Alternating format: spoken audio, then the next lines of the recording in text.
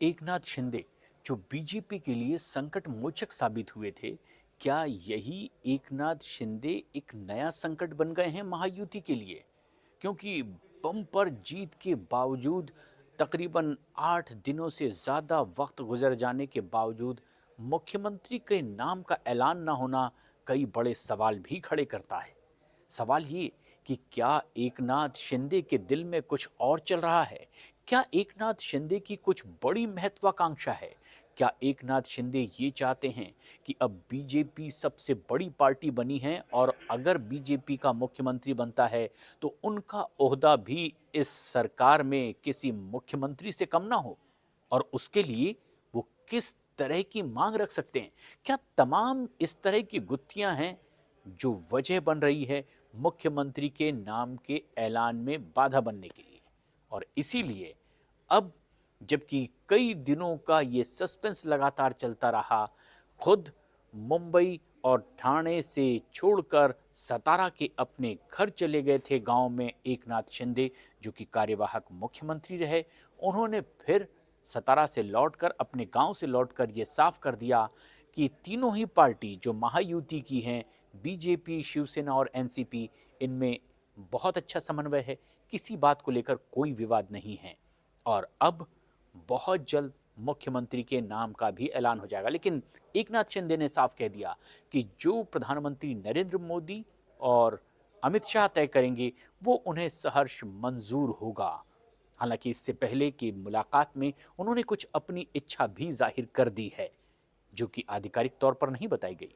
लेकिन माना यह जा रहा है कि अगर बीजेपी का मुख्यमंत्री इस बार बनाया जा रहा है तो एकनाथ शिंदे ने कौन कौन से पद, मंत्रालय और उनकी भूमिका क्या हो सकती है, इससे भी बहुत साफ तौर पर अमित शाह के साथ शेयर की।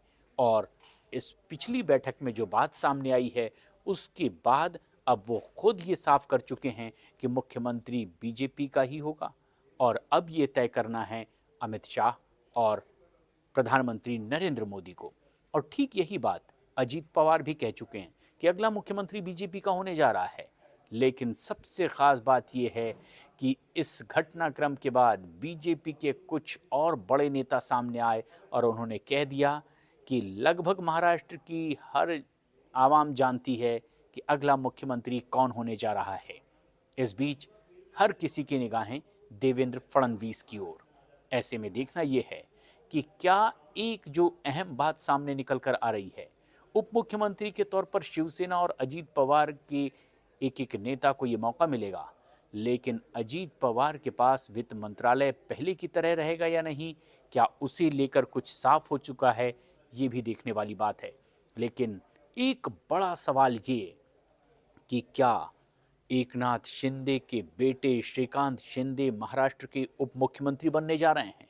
क्या एकनाथ शिंदे को मुख्यमंत्री पद से हटने के बाद उप मुख्यमंत्री बनना गवारा नहीं होगा, जैसा कि खुद स्वीकार कर लिया था कभी देवेंद्र फडणवीस ने, जो कि 2 बार मुख्यमंत्री रहे, लेकिन एकनाथ शिंदे की सरकार में वो उप मुख्यमंत्री की भूमिका में भी थे। लेकिन ये एक बड़ा खुलासा बहुत जल्द होने वाला है। लेकिन तमाम अटकलों के बीच महायुति के तमाम नेताओं ने और पार्टियों की ओर से ये कह दिया गया है कि किसी भी तरह का कोई मनमुटाव नहीं, कोई विवाद नहीं, अपनी अपनी बात रख दी गई है और अब मुख्यमंत्री के नाम का फैसला सभी के सामने बहुत जल्द होगा। तारीख का ऐलान उस नाम के तय होने से पहले ही कर दिया गया था जिस तारीख पर मुख्यमंत्री पद की शपथ लेंगे। और मुंबई के ऐतिहासिक आज़ाद मैदान में 5 तारीख को प्रधानमंत्री नरेंद्र मोदी की मौजूदगी में मुख्यमंत्री महाराष्ट्र को मिल जाएगा।